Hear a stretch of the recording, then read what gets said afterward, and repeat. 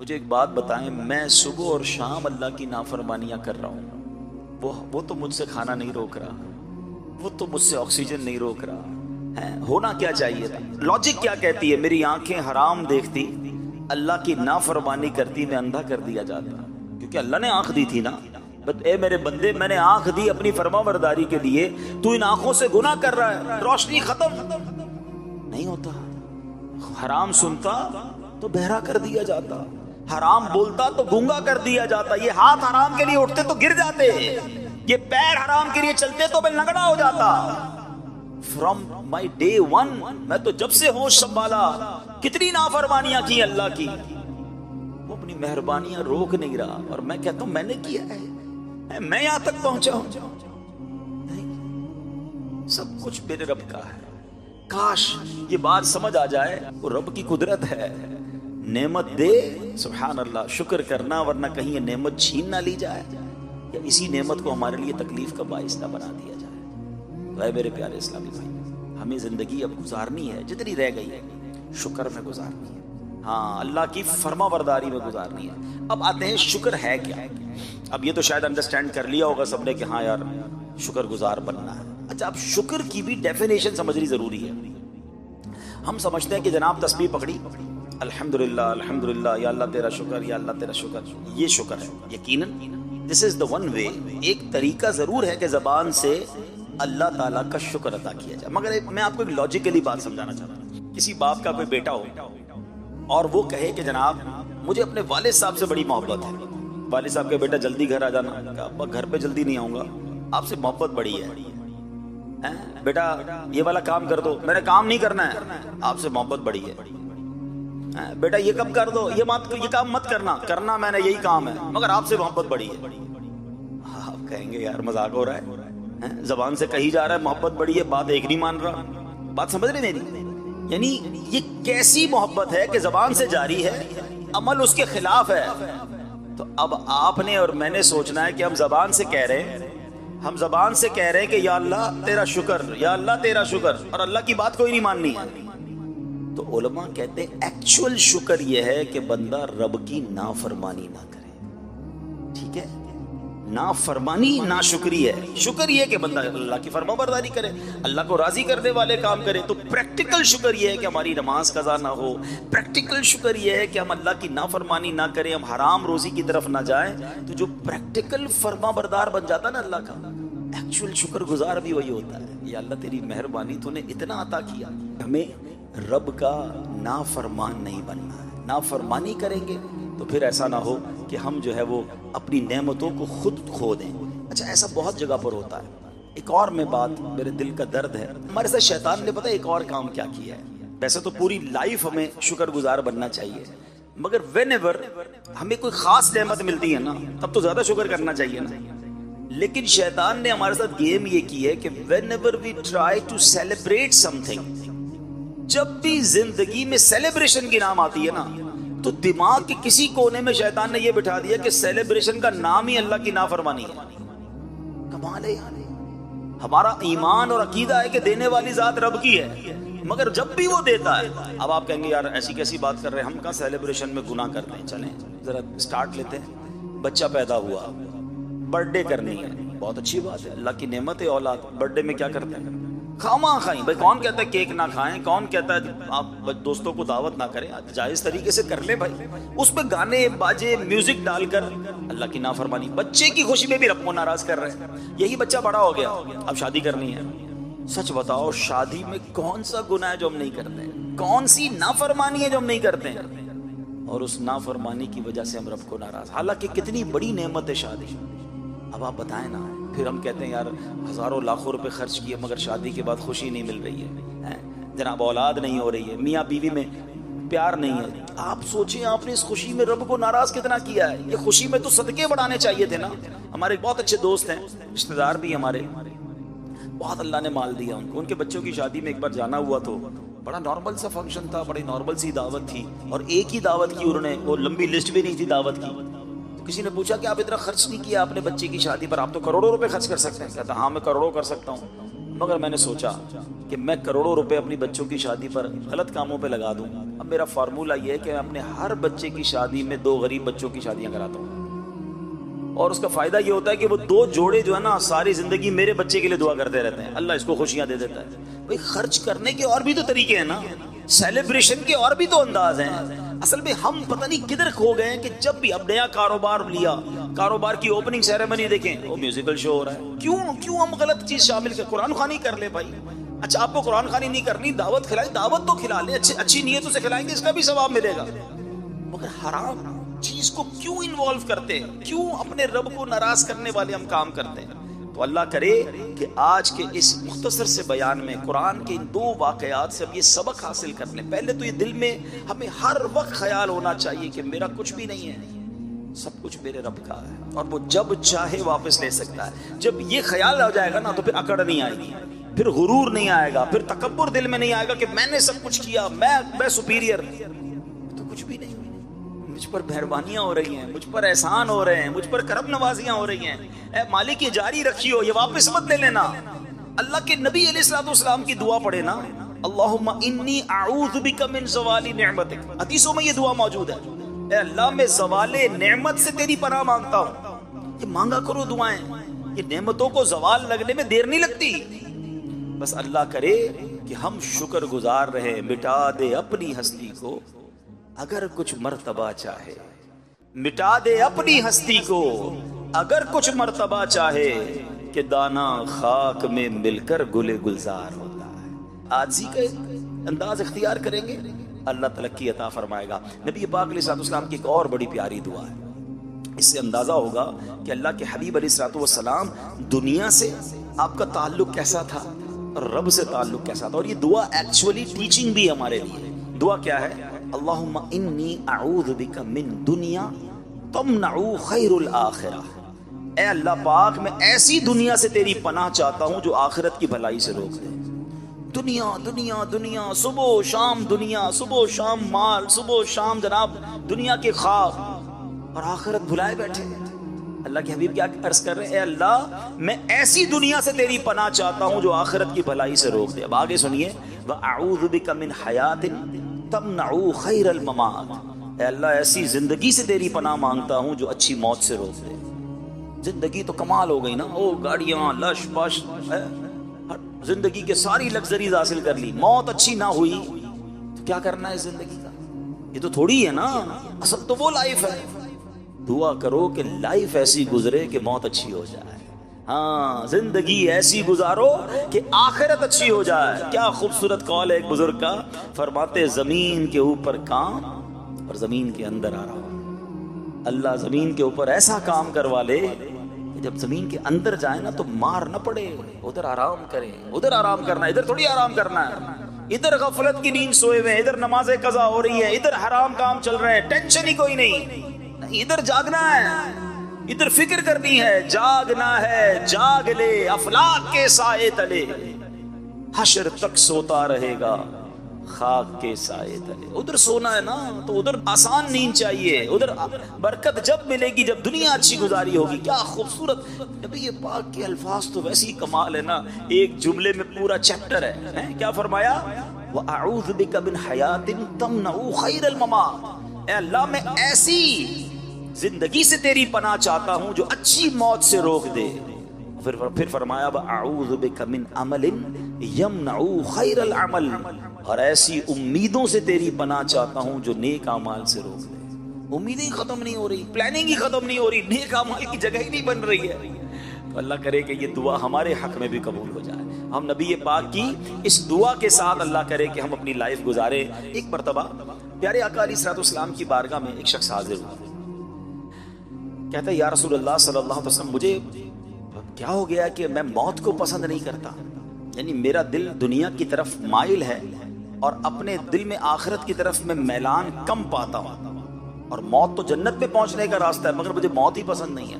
اچھا ایسے ہم میں سے بھی بہت سارے لوگ ہوں گے جب بھی موت کی بات آتی ہے ڈر جاتے ہیں, خوف مبتلا ہو جاتے ہیں, آخرت کی بات نہ کرو, مرنے کی بات نہ کرو. کہتا حضور مجھے پتا ہے جنت میں جانے کا راستہ ہی موت ہے, موت آئے گی تو جنت میں جاؤں گا نا, مگر میرا دل اس طرف نہیں کھنچتا ہے, مجھے میلان نہیں ہے, مجھے مزہ نہیں آتا.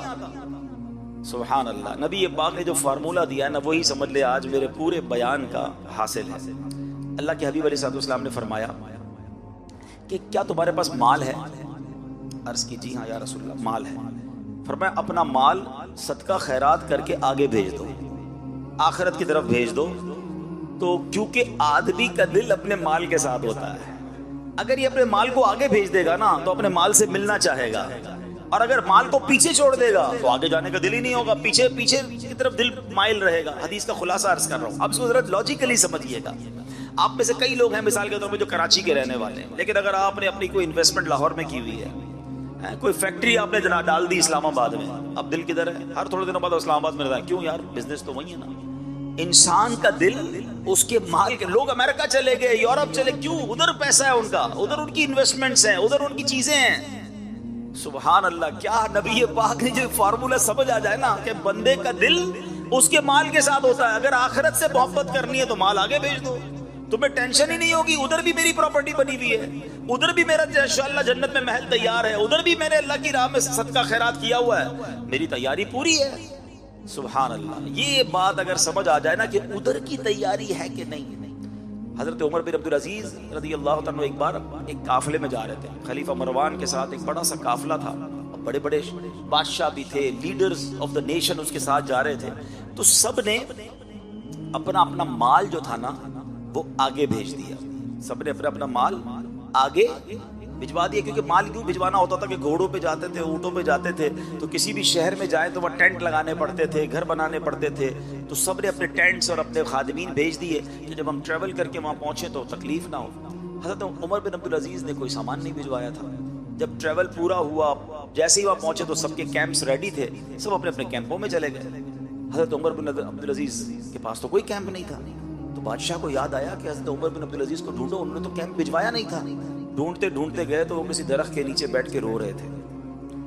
تو پوچھا گیا آپ کیوں رو رہے ہیں؟ ٹینٹ ہم دے دیتے ہیں آپ کو، آپ روئیں تو نہ. کہتے مجھے قیامت کا دن یاد آ گیا، تم سب نے اپنا سامان بھیجا تھا، منزل پر پہنچے تو اپنے اپنے خیموں میں چلے گئے. میں نے سامان بھیجا نہیں تھا تو میں کھلے آسمان تلے رہ گیا. اگر آخرت میں بھی ایسا ہی ہوا کہ جن جن لوگوں نے اچھے اعمال کر کے آگے نیکیاں بھیجی ہیں ان کو تو ریوارڈ مل جائیں گے، ان کو جنتی گھر مل جائیں گے، اور اگر میرا کوئی عمل نہ ہوا تو میں تو بے سر و سامان رہ جاؤں گا. اللہ کے اتنے نیک بندے ہو کر ایسا فکر آخرت. مگر یہ واقعہ ہم سب کے لیے کتنا درس ہے. ہم سب کے گھر ہیں یہاں پر، ہم سب کی چیزیں ہیں یہاں پر، وہاں ہے کہ نہیں؟ اور وہاں زیادہ رہنا ہے، کہیں وہاں پھنس نہ جائے. اللہ کرے دل میں اتر جائے میری بات. تو پیارے اسلامی بھائیوں، دعوت اسلامی کے پیارے ماحول میں ایسی باتیں سکھائی جاتی ہیں. ہمیں اس ماحول میں بہت کچھ آخرت کی یاد دلائی جاتی ہے. یہ اجتماع کیوں کیے جاتے ہیں؟ دعوت اسلامی کا تو خرچ ہوتا ہے نا. ہمیں کیوں بلایا جاتا ہے؟ آپ کو میسج کیے جاتے ہیں، آپ سے فالو اپ کیا جاتا ہے، آپ کو بلایا جاتا ہے. یہ ہمارے لیے بلایا جاتا ہے. ہم اتنی دیر جو یہاں بیٹھے گناہ سے بچے ہوئے ہیں نا، اللہ رسول کا ذکر سن رہے ہیں، قرآن کی باتیں سن رہے ہیں، یہی وقت کام آئیں گے. اور کاش یہ باتیں دل پہ اثر ہو جائیں اور ہمیں یقین ہو جائے کہ جو کچھ ہے میرے رب کا ہے اور اب میں نے زندگی اسی کی فرمانبرداری پہ گزاری. پھر تو سبحان اللہ. اب میں بات کروں گا ایک ایسی قوم کا اور ایک ایسے گارڈن کا کہ جس کا تصور کریں، امیجنیشن کریں تو عقل حیران ہو جاتی ہے.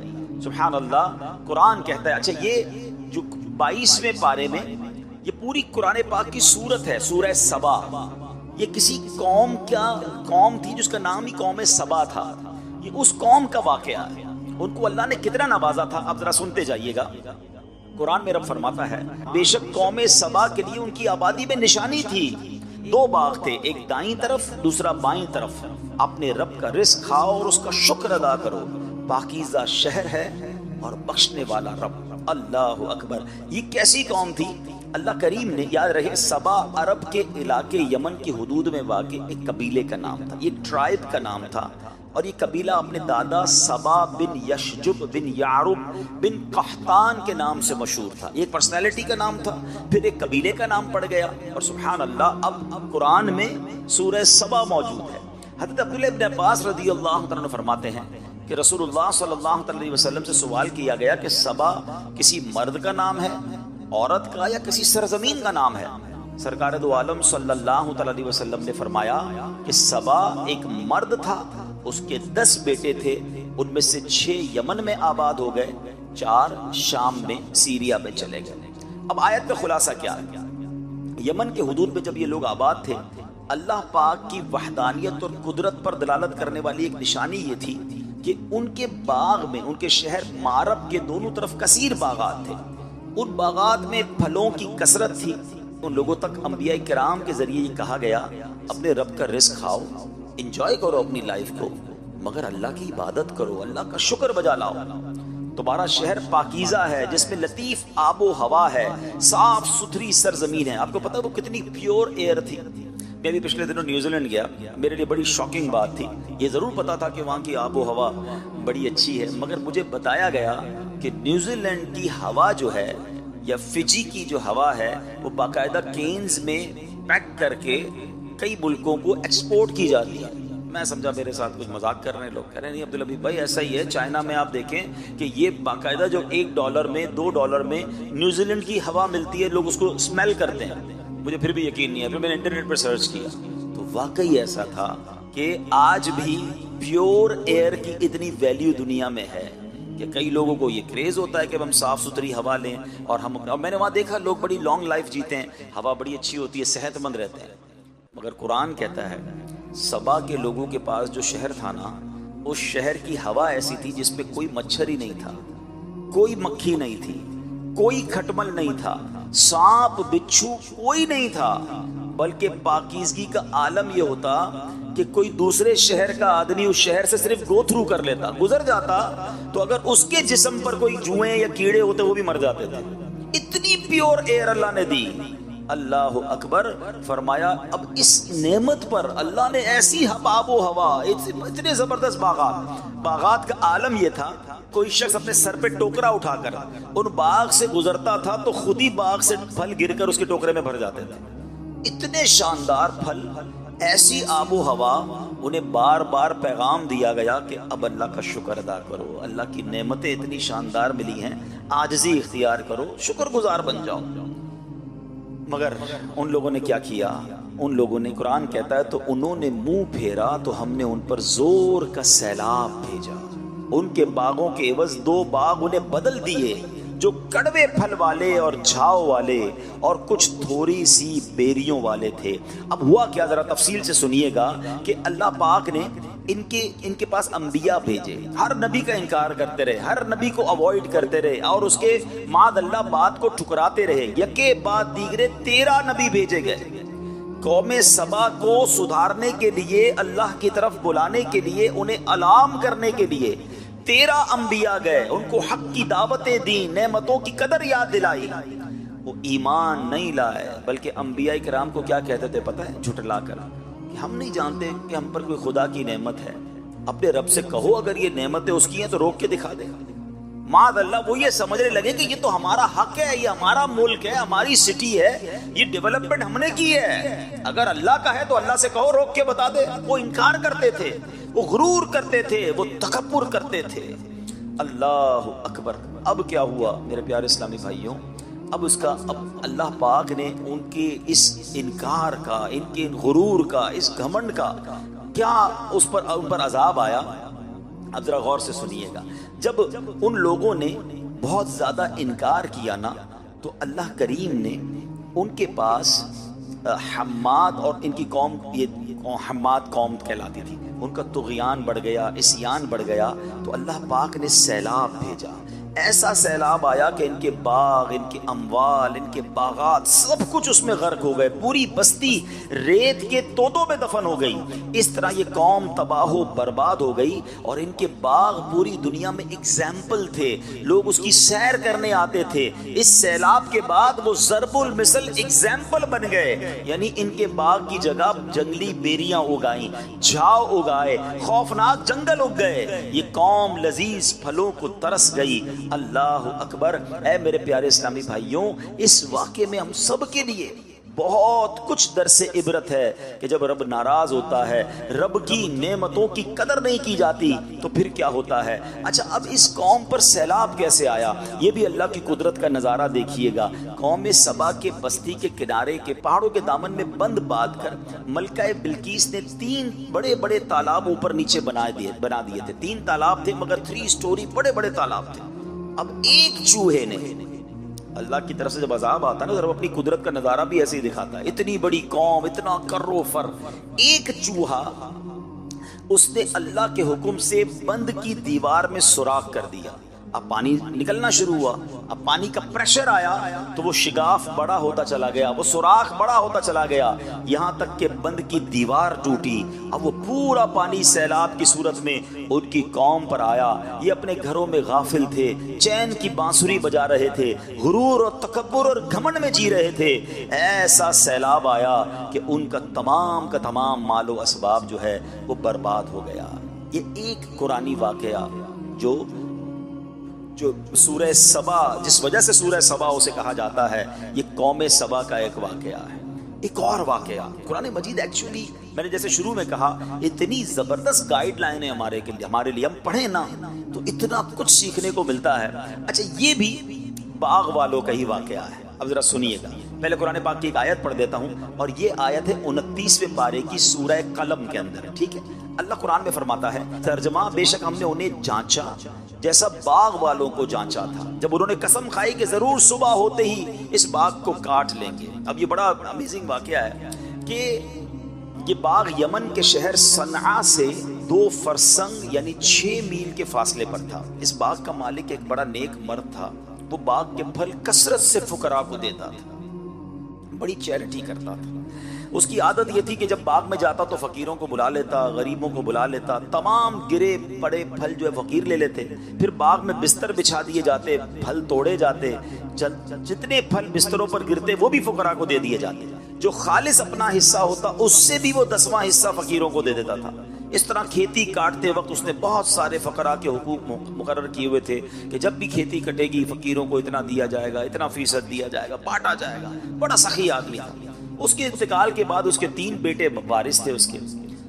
اب بیٹے ابو کی چیریٹی دیکھتے تھے، ہونا تو یہ چاہیے تھا کہ لیگیسی میں اپنے باپ کی سخاوت کو کنٹینیو کرتے۔ اب انہوں نے مشورہ کیا کہ اگر جتنا ابو بانٹتے تھے ہم بھی اتنی خیرات کریں گے تو ہمارے حصے میں تو کم آئے گا، ہمارے پاس تو جو ہے وہ پیسے کم ہو جائیں گے، ہم اللہ کی راہ میں اتنا بانٹیں گے تو انہوں نے کہا ایسا کریں، کل ہماری کھیتی کاٹنی ہے۔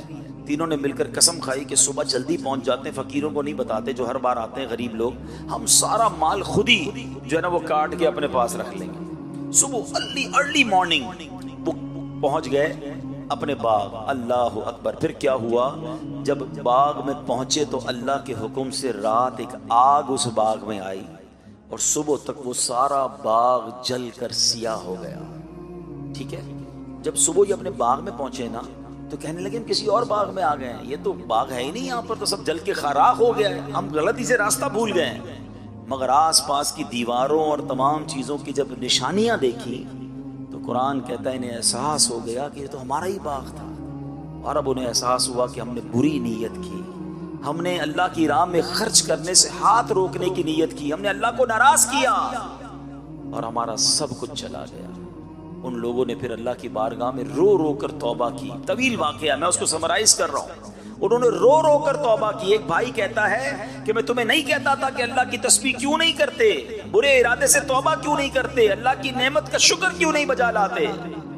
اب سب ایک دوسرے کی طرف دیکھنے لگے، رونے لگے کہ واقعی ہم سے مسٹیک ہو گئی، ہم نے اللہ کو ناراض کیا، ہمارا سب کچھ چلا گیا۔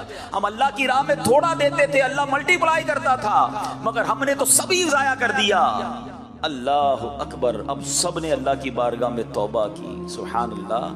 تفسیر قرآن میں لکھا اللہ نے اس سے بہتر باغ انہیں عطا فرما دیا، توبہ قبول فرمائی اور اس سے بہتر مال عطا فرمایا، اس میں بھی کثیر پیداوار ہونی شروع ہو گئی۔ These are the two beautiful incidents from قرآن مجید فرقان حمید، ایک سورہ قلم میں اور ایک سورہ سبا میں۔ دونوں کا میسج کیا ہے؟ میسج یہ ہے کہ میرے پاس جو کچھ ہے نا میرے اللہ کا ہے، میرے پاس اپنا کچھ بھی نہیں ہے۔ کبھی اترانا نہیں، کبھی گھمنڈ نہیں کرنا، میرا نام ہو گیا ہے، میری شہرت ہو گئی ہے، میرے پاس پیسے آ گئے، یہ سب میں نے کمایا ہے، میں نے پہلے سٹڈیز کی تھی جناب، اچھے نمبروں سے میں نے پاس کیا تھا، پھر میں نے انٹرپرینیور کے طور پہ کام شروع کیا، چھوٹی سی جاب سے کام شروع کیا، ترقی کرتے کرتے آج میں کمپنی کی اس پوزیشن میں ہوں، واٹ ایور ڈڈ، میں نے کیا یہ سب، میں نے کچھ نہیں کیا، جو کچھ ہے میرے رب کا ہے۔ جس نے ناشکری کرنا شروع کی نا، جس نے اترانا شروع کیا، جس کے دل میں یہ خبط سوار ہو گیا کہ جناب یہ میری اسٹرگل ہے، ارے جناب اگر اسٹرگل کرنے والے ہی کامیاب ہوتے تو ہم سے زیادہ عقل مند لوگ اس وقت بے روزگار ہیں، ہم سے زیادہ اللہ کے نیک بندے پریشان بھی ہیں۔ اللہ نے مجھ جیسے گناہگار کو اتنا نواز دیا، مجھے تو ہر وقت اپنی خطائیں یاد آنی چاہیے۔ مجھے ایک بات کا جواب دیجئے، رزق کون دیتا ہے؟ جواب دو نا، اللہ دیتا ہے نا۔ پانی کون دیتا ہے؟ آکسیجن جو ہم لے رہے ہیں وہ کون دے رہا ہے؟ جو کچھ ہے وہ رب دے رہا ہے۔ مجھے بتائیں، اگر آپ کی آفس میں، آپ جہاں بھی جاب کرتے ہیں، کوئی بندہ آپ کے سی ای او یا ڈائریکٹر یا ایچ او ڈی کی بات نہ مانے، جب بھی وہ کوئی بات کہ اس کا الٹا کا جواب دے، آلویز وہ بات کا الٹا کام کرے، روز مسٹیکس کرے، کیا جو باؤنڈریز، جو فیسلٹیز جو اس کو کمپنی میں حاصل ہے وہ باقی رہیں گی؟ بندہ کہے گا ٹھیک ہے، جب آپ کمپنی کے لیے کام ہی نہیں کر رہے تو آپ کی جاب ختم، اپنی گاڑی واپس کریں، اپنی فیسلٹیز واپس کریں، تمام پریولیجز ختم کر دیے جاتے ہیں، بیکاز آپ کمپنی کے رول کو فالو نہیں کر رہے، اپنے ہیڈ کو جواب نہیں دے رہے۔ ایک قرآن پاک کی میں آیت کا جز پڑھ رہا تھا، اللہ اکبر، اگر یہ بات سمجھ آ جائے نا، سبحان اللہ سبحان اللہ، قرآن مجید میں اللہ کریم نے خود فرمایا، اور کاش یہ بات ہمارے دل میں اتر جائے کہ سب کچھ ہمارے رب کا ہے، جو کچھ ہے وہ ہمارے مالک کا ہے۔ اللہ کرے کہ یہ بات ہم سمجھ لیں تو پھر انشاءاللہ چیزیں سمجھنا شروع ہو جائیں گی۔ تو اے میرے پیارے اسلامی بھائیوں، ہمیں اپنی ان تمام باتوں کو سمجھنا بھی ہے اور آئندہ اترانا نہیں ہے، شکر گزار بننا ہے۔ اگر آپ چاہتے ہیں نا کہ آپ کی میری عزتوں میں ترقی ہو جائے، سبحان اللہ، قرآن میں اللہ فرماتا ہے الولایۃ للہ الحق، خود رب نے قرآن میں فرما دیا تمام اختیار سچے اللہ کا ہے۔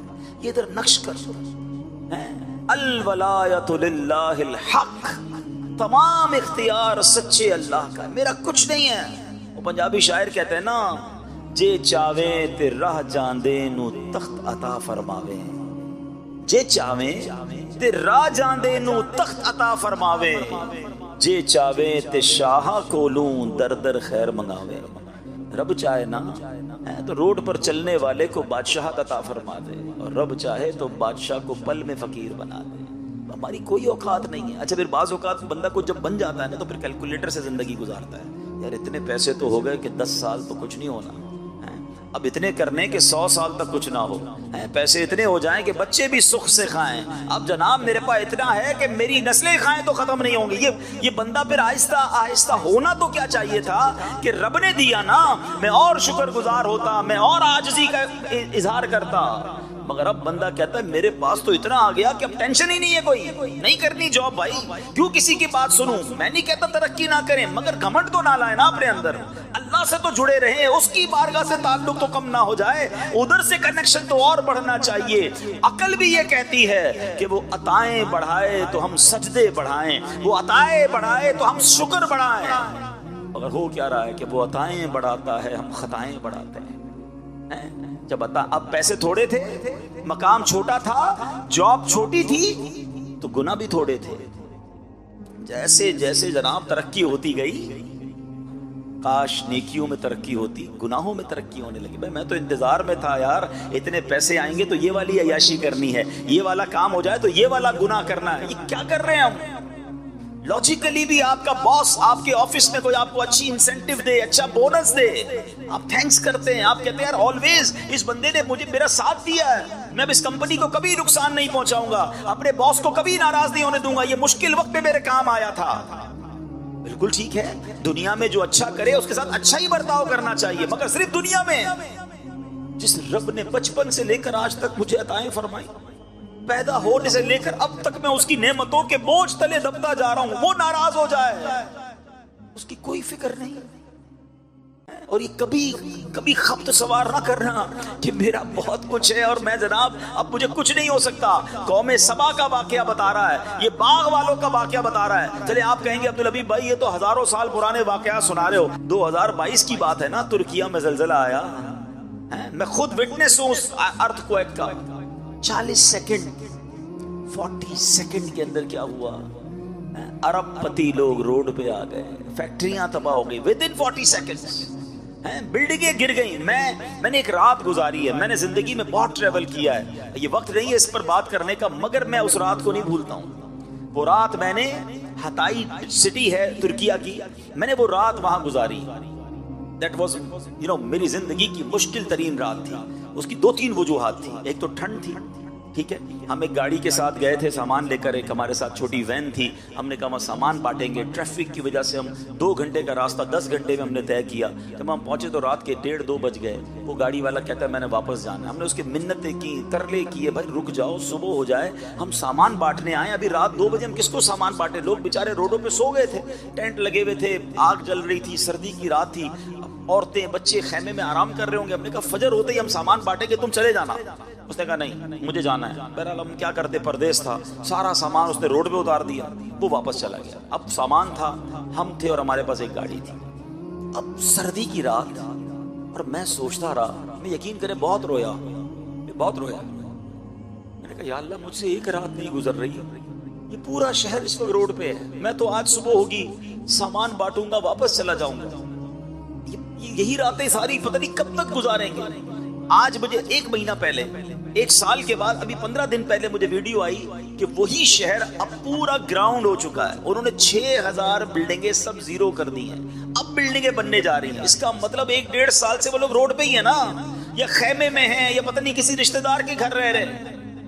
اب یقین کرے سامنے بلڈنگیں گری نہیں تھی, بلڈنگیں 25-50-100 بلڈنگیں گری تھی, باقی ساری بلڈنگیں کھڑی تھی. لیکن لوگ روڈ پہ بیٹھے تھے, اندر جانے کی ہمت نہیں تھی, کیونکہ ہر چند منٹ کے بعد, ہر تھوڑی دیر کے بعد ایک اور آفٹر شاک آتا تھا, ایک کوئی نہ کوئی بلڈنگ گر جاتی تھی. اب اعلان یہ تھا کہ کوئی بلڈنگ کے اندر نہیں جائے گا. گرم کپڑے موجود تھے, کھانے کا سامان موجود تھا, بچوں کا دودھ موجود تھا, بٹ nobody have courage ہی نہیں تھی کہ بلڈنگ میں جائیں اور اپنا سامان لے کر آئیں. نیچے روڈ پہ سب لوگ بیٹھے تھے, بچے بیٹھے تھے, عورتیں بیٹھی تھی. میں سوچنے لگا یا اللہ تھوڑی دیر پہلے یہ سب گھر والے تھے, تھوڑی دیر بعد یہ سب روڈ پر آ گئے. سمجھو اس بات کو, منٹ نہیں لگے گا, رب چاہے نا سب واپس جا سکتا ہے. تو پھر کس بات کا اترانا ہے, پھر کس بات کا گھمنڈ ہے, یہ میں نے کیا ہے, یہ میں نے کیا. میں نے کچھ نہیں کیا ہے, میں نے کچھ نہیں کیا ہے. جو دیا ہے میرے رب نے دیا, اور یہ اس کا احسان ہے. میں قابل بھی نہیں ہوں. یقین جانے ہمارے گناہ اتنے ہیں کہ ہمیں تو کھانا بھی نہ ملے, پانی بھی نہ ملے, آکسیجن بھی نہ ملے. اتنے بڑے نافرمان کو کوئی عزت دیتا ہے, اتنے بڑے نافرمان کو کوئی رزق دیتا ہے, سب اس کی مہربانی ہے. اور سبحان اللہ, جو اس کو مان لیتا ہے نا, جو اس کو ایکسپٹ کر لیتا ہے, سبحان اللہ. سچ بتاؤ, ہمیں کوئی نعمت دے, کوئی تحفہ دے, ہم اس کا شکریہ ادا کریں. ہم نے کوئی کمال نہیں کیا, ارے اس کی مہربانی تھی. مگر اس رب کی شان دیکھو کہ اگر کوئی مان لینا کہ مولا تیری مہربانی ہے, تیرا شکر ہے, پھر وہ قرآن میں ایک اور انعام کا اعلان فرماتا ہے, لَإِن شَكَرْتُمْ لَأَزِيدَنَّكُمْ. میرا شکر ادا کرو میں تمہیں اور عطا کروں گا, میرا شکر ادا کرو میں تمہیں اور عطا کروں گا. اٹ مینز اگر ہم اس میں ملٹیپلیکیشن چاہتے ہیں کہ میری عزت بڑھتی رہے, میری شہرت بڑھتی رہے, میری دولت بڑھتی رہے, میری نعمتیں بڑھتی رہیں, فارمولا ایک ہی ہے, دوستی کر لو اللہ سے, احسان مانو اس کا, شکر ادا کرنا شروع کر دے. ہاں, اور جو شکر نہیں کرتے نا, حضرت حسن بصری رحمت اللہ تعالی فرماتے ہیں کہ جو بندہ اللہ کی نعمت کا شکر ادا نہیں کرتا نا, تو اللہ کریم اسی نعمت کو عذاب بنا دیتا ہے. اب یہ بڑی عجیب بات ہے کہ نعمت عذاب کیسے بن سکتی ہے. میں نے جب یہ روایت پڑھی تو میں سوچنے لگا کہ نعمت عذاب کیسے بن سکتی ہے. ہاں, نعمت عذاب بنتی ہے. پیسہ نعمت ہے نا, ہر بندہ دعا کرتا ہے یا اللہ مال میں برکت دے. مگر ہم نے دیکھا کہ کچھ لوگوں کے پاس مال نہیں تھا, ویری ویری ایزی لائف گزار رہے تھے, مزے میں تھے, تھوڑی بہت ڈیفیکلٹی تھی پیسہ نہ ہونے کی وجہ سے, مگر جب مال آیا نا ان کی لائف ہی بدل گئی, ٹینشنیں ہی بڑھ گئی ہیں. پیسے والے تو ہو گئے, سکون چلا گیا, کوئی مال چھین کے چلا گیا، کوئی قبضہ کر لیا مال نے، کڈنیپ کر لیا گیا، ارے مال آیا تو پریشان ہو گیا، کہیں ایسا تو نہیں کہ مال ملا تو ناشکری کرنا شروع کر دی، مال ہی عذاب بنا دیا گیا۔ زوجہ وائف بڑی نعمت ہے، کئی لوگ دعا کرتے ہیں، اچھی بات ہے، اچھی بیوی واقعی اللہ کی بہت بڑی نعمت ہے، مگر ہم نے دیکھا کئی لوگوں کی شادی سے پہلے لائف ٹھیک تھی، مگر شادی کے بعد ایسا ہوا کہ پوری زندگی برباد ہو کے رہ گئی۔ کیا ہوا؟ کہیں ایسا تو نہیں کہ شادی کرتے وقت اللہ کی ناشکری کر لی تھی؟